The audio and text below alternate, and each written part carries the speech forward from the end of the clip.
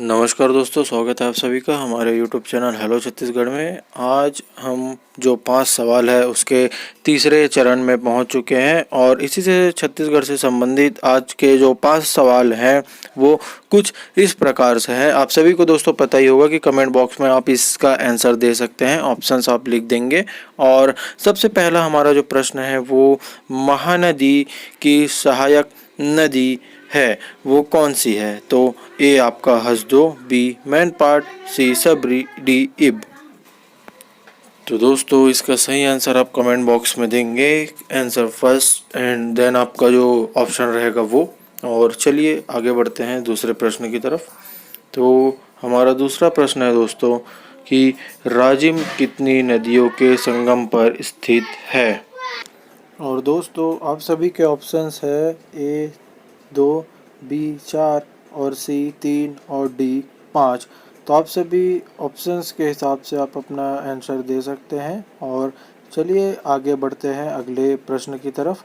और हमारा अगला प्रश्न है, चित्रकूट जलप्रपात की प्रसिद्धि का मुख्य कारण क्या है दोस्तों?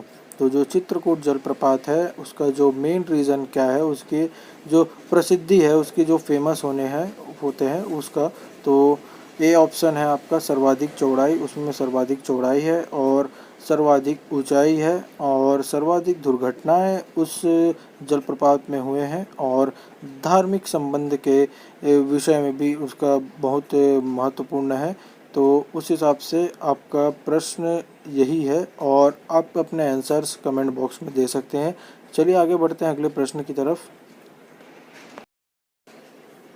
तो हमारा अगला प्रश्न है दोस्तों, छत्तीसगढ़ की सबसे लंबी नदी जो है वो निम्नलिखित में से कौन सी है? तो ऑप्शंस आपके सामने हैं, ए महानदी, बी शिवनाथ नदी, सी इंद्रावती नदी और डी हसदो नदी। तो आप सभी को इसके आंसर्स पता ही होंगे दोस्तों, तो आप सभी कमेंट बॉक्स में इसका आंसर देंगे। और चलिए आगे बढ़ते हैं नेक्स्ट क्वेश्चन में।